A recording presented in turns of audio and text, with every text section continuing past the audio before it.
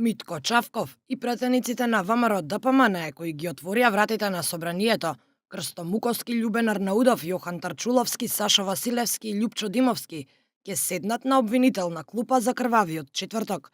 Од кривичниот суд соопштија дека тројца судии го одобрија обвинението за терористичко загрозување на уставниот поредок и безбедноста за настаните од 27 април. Обвинението е поднесено за вкупно 30 лица.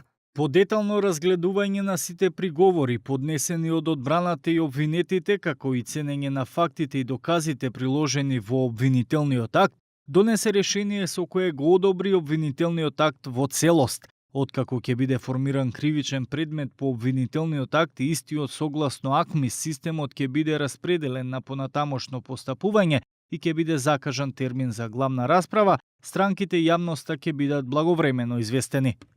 Известија од кривичен, на обвинителна клупа седнуваат и организаторите на протестот кој резултираше со упад во собранието.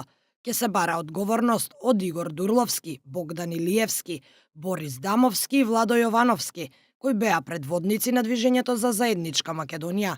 Ке им се суди и на двајцата вработени во УБК, Оливер Радулов и Сашо Марковски, кои ги одзеле хард дисковите од безбедносните видеоснимки во собранието.